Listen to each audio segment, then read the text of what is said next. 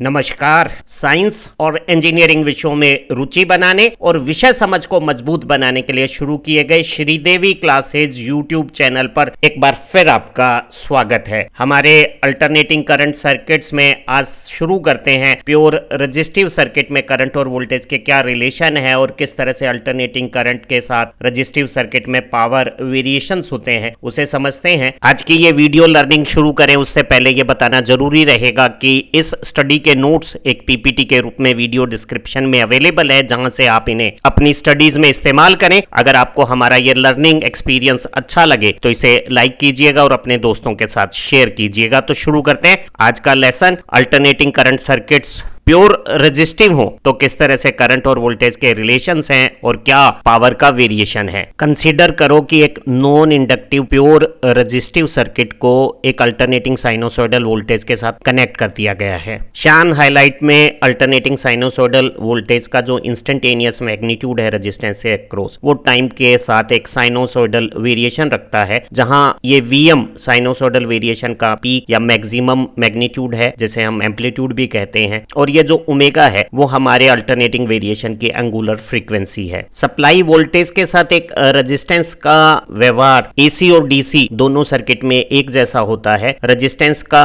Magnitude या property इस बात पे डिपेंडिंग करती कि हमारी साइनोसॉइडल सप्लाई की फ्रीक्वेंसी क्या है, और अल्टरनेटिंग सप्लाई वोल्टेज की अगर पोलैरिटी भी चेंज होती है तब भी रेजिस्टेंस की जो प्रॉपर्टी है कि वो करंट फ्लो को अपोज करता है और करंट फ्लो के लिए प्रोपोर्शनल वोल्टेज डिमांड करता है, या किसी रेजिस्टेंस में करंट की अमाउंट उसके अक्रॉस लगाए गए पोटेंशियल के प्रोपोर्शनल होती है, वो property as it is alternating sinusoidal voltage के हर इंस्टेंटेनियस मैग्नीट्यूड या पोलैरिटी के लिए काम करती है। अर्थात एक रेजिस्टेंस में अल्टरनेटिंग वोल्टेज लगाने पर करंट तब राइज होगा जब वोल्टेज का मैग्नीट्यूड राइज हो रहा है, या करंट का मैग्नीट्यूड फॉल करेगा अगर वोल्टेज अपना मैग्नीट्यूड डिक्रीज कर रही है। हम जानते हैं कि सर्किट में रेजिस्टेंस वो प्रॉपर्टी है जो खुद में करंट फ्लो को अपोज करती है और करंट फ्लो के लिए प्रोपोर्शनल वोल्टेज अपने अक्रॉस डिमांड करती है। ओम के नियम के अनुसार जो इंस्टेंटेनियस करंट है किसी रेजिस्टेंस के थ्रू, उसके अक्रॉस लगाई गई इंस्टेंटेनियस वोल्टेज के प्रोपोर्शनल होगा, जैसा कि यहाँ पीली हाईलाइट में हमने दिखाया है। इस प्रोपोर्शनल रिलेशन को हम इक्वलिटी में बदल सकते हैं और इक्वलिटी कांस्टेंट को हम ओम में रेजिस्टेंस कहते हैं। तो इंस्टेंटेनियस वोल्टेज और इंस्टेंटेनियस करंट में इक्वलिटी का रिलेशन हो गया V = IR, या इस रिलेशन को शान हाईलाइट में हम करंट के लिए पढ़ सकते हैं instantaneous current instantaneous voltage divided by resistance हो गया है। अगर मैं साइनोसॉइडल वोल्टेज वेरिएशन को Vm sin ओमेगा t को रेजिस्टेंस के अक्रॉस लगाता हूं तो जो करंट है वो voltage divided by resistance calculate हुआ, तो मैंने पाया कि मेरा जो करंट का वेरिएशन है वो भी एक साइनोसॉइडल ओमेगा फ्रीक्वेंसी का अल्टरनेटिंग वेरिएशन है, जिसका पीक मैग्नीट्यूड वोल्टेज के पीक मैग्नीट्यूड में रेजिस्टेंस का डिवीजन करने पर आ रहा है। अर्थात करंट का पीक और वोल्टेज के पीक में ओम्स के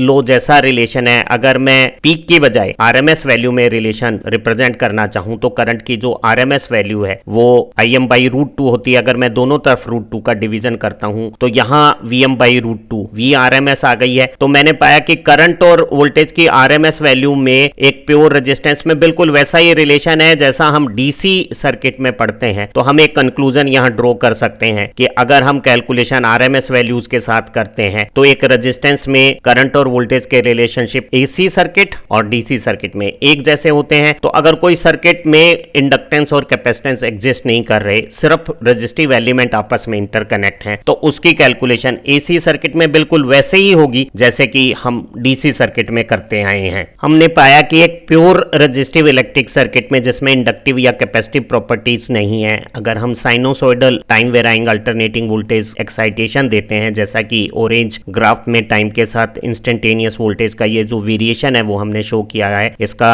फेज एंगल t0 पे 0 है, अर्थात ये t0 पे 0 इंस्टेंटेनियस मैग्नीट्यूड से शुरू होके इंक्रीज होके पीक पाके डिक्रीज होके साइनोसॉइडल वेरिएशन कर रही है। तो इसका जो करंट वेरिएशन है वो भी उसी फ्रीक्वेंसी का सेम फेज का साइनोसॉइडल वेरिएशन है, जैसा कि यहाँ शान कर्व में हमने दिखाया है। दोनों वोल्टेज और करंट के साइनोसॉइडल वेरिएशन सेम फ्रीक्वेंसी के हैं और आपस में सेम फेज कंडीशंस रखते हैं, अर्थात दोनों में कोई फेज डिफरेंस नहीं है, दोनों इंस्टेंटेनियस वोल्टेज और इंस्टेंटेनियस करंट रेजिस्टेंस में इन फेज हैं। यहाँ नीले फ्रेम में हम एक प्योर रेजिस्टेंस में ऑरेंज कलर से ये जो magnitude V R equal to V M sine omega T sinusoidal voltage excitation पे ये जो शान कर्व से हमने जो करंट दिखाया है I am sine omega T, वैसा टाइम के साथ वेरिएशन होता है और दोनों वोल्टेज और करंट सेम फ्रीक्वेंसी और सेम फेज या जीरो फेज डिफरेंस के साथ एक दूसरे के साथ सेम फेज में है, अर्थात दोनों की एक जैसी फेज कंडीशन। जब वोल्टेज अपना इंस्टेंटेनियस पॉजिटिव पीक पा रहा है, ठीक उसी समय सेम टाइम इंस्टेंट पे करंट का भी पॉजिटिव पीक आता है। इसी तरह से दोनों के नेगेटिव पीक भी, करंट का नेगेटिव पीक और वोल्टेज का नेगेटिव पीक भी एक जैसे टाइम इंस्टेंट पे आ रहे हैं और दोनों वोल्टेज की पोलरिटी का चेंज और करंट की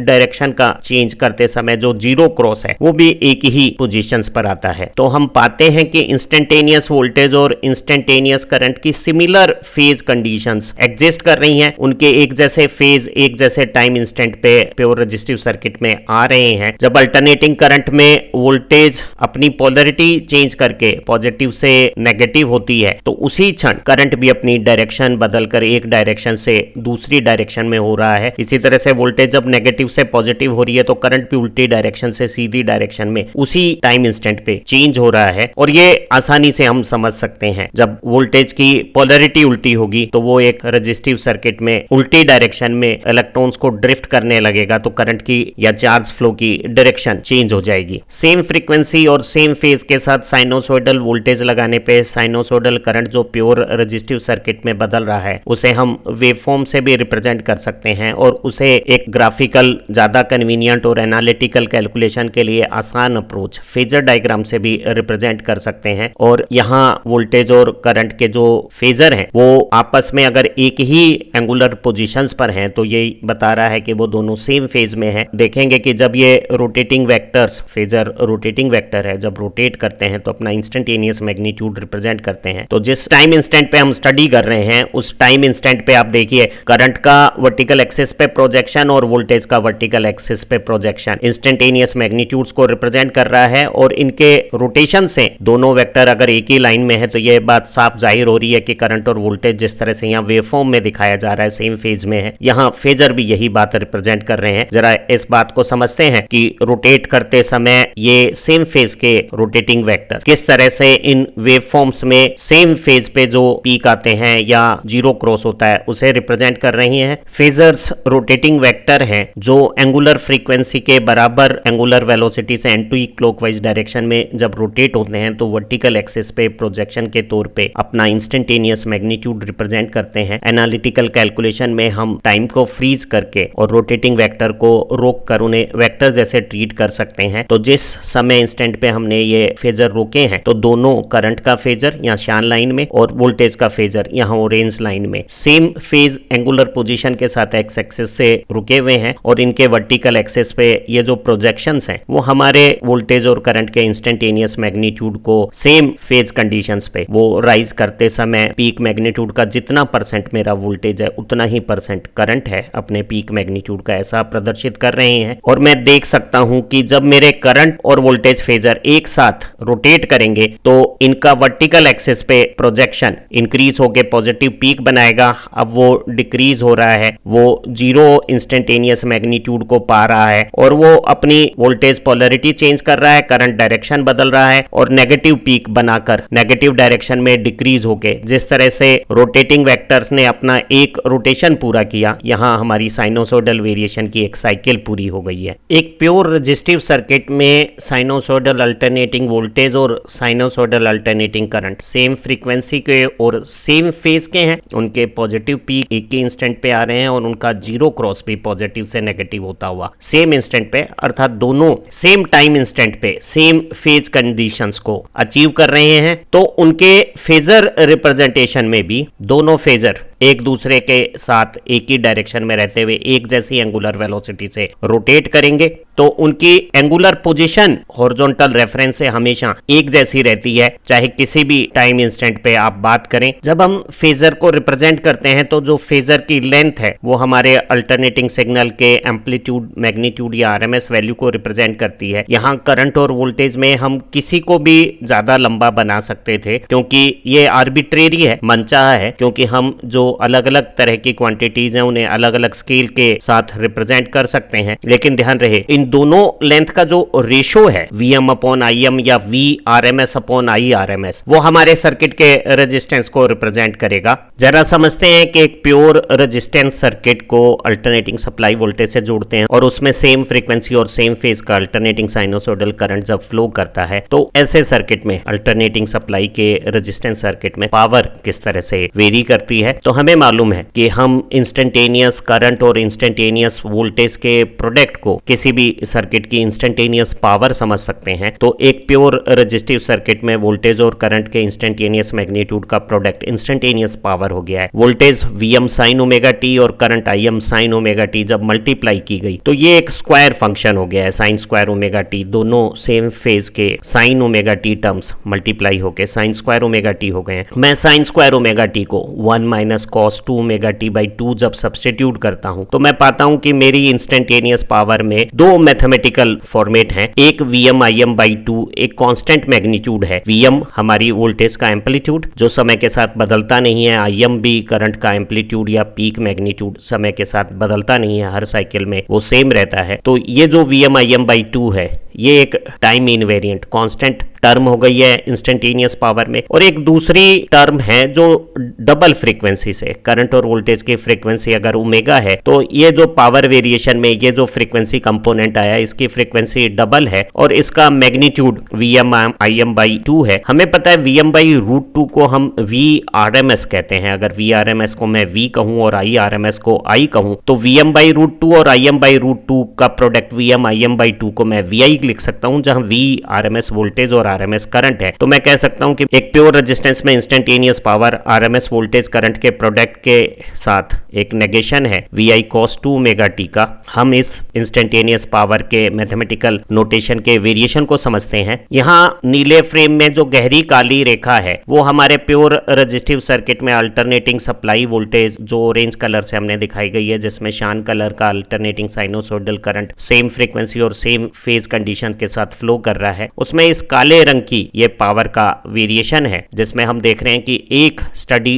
डीसी मैग्नीट्यूड है जो एवरेज पावर को रिप्रेजेंट कर रहा है, जो आरएमएस वोल्टेज और आरएमएस करंट का प्रोडक्ट हो सकता है, और एक ये डबल फ्रीक्वेंसी का इसकी एक साइकिल यहाँ ग्रीन फ्रेम में देखिएगा एक वेरिएशन हो गया है और उसके बाद एक दूसरा वेरिएशन वैसा का वैसा ही और हो रहा है। तो जब करंट या वोल्टेज अपनी एक साइकिल बना रही है तो पावर का वेरिएशन ये दो साइकिल बना रहा है, तो पावर के वेरिएशन में ये डबल साइक्लिक वेरिएशन समझ आ रहा है। एक और खूबसूरत बात है कि मेरी साइनोसोडल वोल्टेज या करंट हर आधी साइकिल बाद अपनी पोलैरिटी या डायरेक्शन चेंज कर रही है, लेकिन पावर का रेजिस्टेंस में ये जो वेरिएशन है उसकी साइन या पोलैरिटी या डायरेक्शन चेंज नहीं हो रही है। जिस इंस्टेंट पे मेरी वोल्टेज अपनी पोलैरिटी बदल रही है उसी टाइम इंस्टेंट पे मेरा करंट भी अपनी डायरेक्शन बदल रहा है। उल्टी पोलैरिटी उल्टे डायरेक्शन के करंट को अगर हम नेगेटिव वोल्टेज और नेगेटिव करंट कहें तो उनका प्रोडक्ट जो इंस्टेंटेनियस पावर है माइनस और माइनस का प्रोडक्ट फिर देखिए पॉजिटिव है। तो आप देख रहे हैं कि हमारी पावर है वो एक डबल फ्रीक्वेंसी का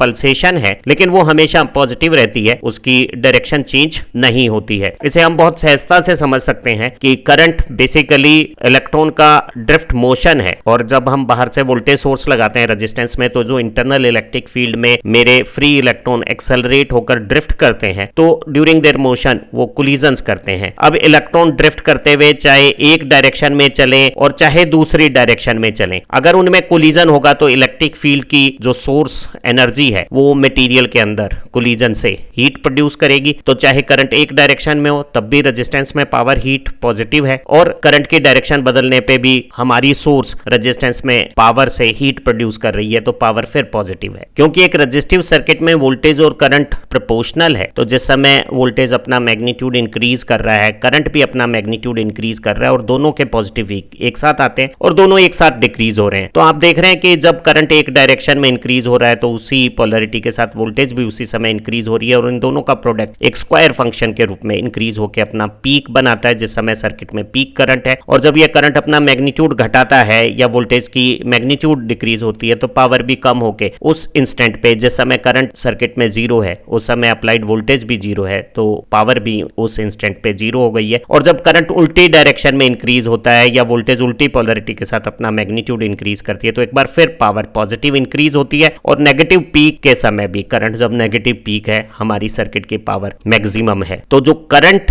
का मैग्नीट्यूड है चाहे किसी भी डायरेक्शन में हो, उसका स्क्वायर फंक्शन एक पावर के रूप में यहाँ आ रहा है और नेगेटिव का स्क्वायर भी पॉजिटिव होता है। कम करंट मैग्नीट्यूड पे कम पावर है और ज्यादा करंट मैग्नीट्यूड पे ज्यादा पावर है, और जिस इंस्टेंट पे करंट जीरो क्रॉस कर रहा है उस इंस्टेंट पे पावर अपना इंस्टेंटेनियस मैग्नीट्यूड जीरो बना रही है, और चाहे करंट पॉजिटिव पीक बनाए चाहे नेगेटिव पीक बनाए, पावर सर्किट में मैक्सिमम है। हमने देखा कि एक प्योर रेजिस्टिव सर्किट में वोल्टेज और करंट प्रोपोर्शनल है और इंस्टेंटेनियस वोल्टेज और इंस्टेंटेनियस करंट का प्रोडक्ट, ये पावर एक डबल फ्रीक्वेंसी का एक ही डायरेक्शन में रहने वाला पावर पल्सेशन है, जिसमें एक डीसी या कांस्टेंट मैग्नीट्यूड है जो टाइम के साथ वेरी नहीं करता है, जो आरएमएस वोल्टेज और करंट का प्रोडक्ट है, यहाँ इस लेवल पे हमने दिखाया हुआ है। और एक नेगेटिव कोसाइन वेव बन रही है, एक साइकिल और दूसरी साइकिल जो नेगेटिव पीक से शुरू हो रही है और साइनोसोडल तरीके से कॉस और साइन का वेरिएशन एक जैसा है, और ये एक माइनस कोसाइन वेव है, वो यहाँ डबल फ्रीक्वेंसी की इस डीसी के साथ जुड़कर ये रिजल्टेंट पावर वेरिएशन जिसे हमने इस मैथमेटिकल रिलेशन से शो किया है उसे बना रही है। क्योंकि साइन और कॉस का फुल साइकिल एवरेज जीरो है, आप देखिए कि इसमें जितना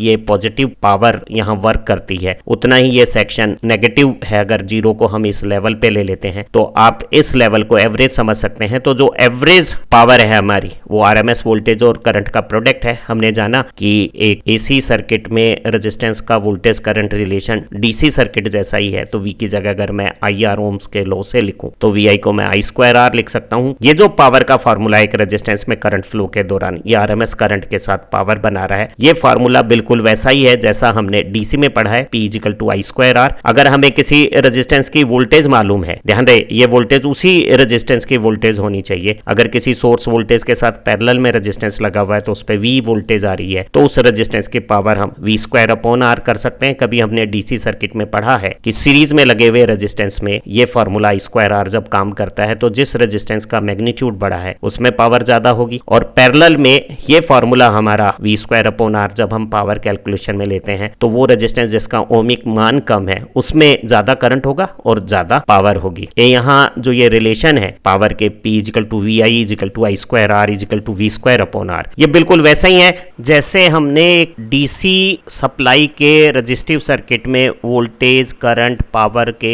रेजिस्टेंस के साथ रिलेशन पाए थे, P equal to V I equal to I square R equal to V square upon R. और वहां हमने सीखा था कि P V I और R में दो रिलेशन है, एक V equal to I R Ohm's law और एक P equal to V I. तो इन चारों में से अगर दो मालूम हो तो बाकी दो मालूम कर सकते हैं। यहाँ V आरएमएस वोल्टेज है, I आरएमएस करंट है, R ओम में रेजिस्टेंस है और P वॉट में पावर है। तो अगर एक सर्किट में सिर्फ रेजिस्टिव एलिमेंट हो, कोई इंडक्टेंस या कैपेसिटेंस नहीं हो, तो उसकी कैलकुलेशन एसी और डीसी में एक जैसी है। जहां डीसी में हम स्टडी मैग्नीट्यूड लेते हैं, यहाँ पावर कैलकुलेशन के लिए हमें एसी में वोल्टेज और करंट के आरएमएस मैग्नीट्यूड काम में लेने चाहिए। आशा है आज की इस लर्निंग वीडियो से प्योर रेजिस्टिव सर्किट में अल्टरनेटिंग करंट के साथ वोल्टेज के और पावर के कैसे रिलेशन है जो डीसी से किस तरह से सेम है, ये आपको अच्छी तरह से समझ में आ गया होगा। अगर आपको हमारी ये लर्निंग वीडियो पसंद आई है तो इसे लाइक कीजिएगा और अपने दोस्तों के साथ शेयर कीजिएगा, क्योंकि ज्ञान बांटने से बढ़ता है। हमारे इस चैनल को भी आप सब्सक्राइब करें और बेल आइकन प्रेस करें ताकि आपको एसी सर्किट में हमारी आने वाली वीडियोस में और ज्यादा जानकारियां प्राप्त हों। और हमारी दूसरी प्लेलिस्ट भी आप देखिएगा जिसमें आपको electrical engineering, electronics, computer science और आर्किटेक्चर सभी में बहुत खूबसूरत लर्निंग वीडियोस अवेलेबल हैं। हमारा जो कॉस्ट्यूम सेक्शन है, फैशन डिजाइन सेक्शन, उसमें भी बहुत खूबसूरत काम किया हुआ है। आशा है आपकी लर्निंग में हमारा चैनल मददगार साबित होगा। फिर मिलते हैं एक नए लर्निंग प्लेजर के साथ। Thank you very much.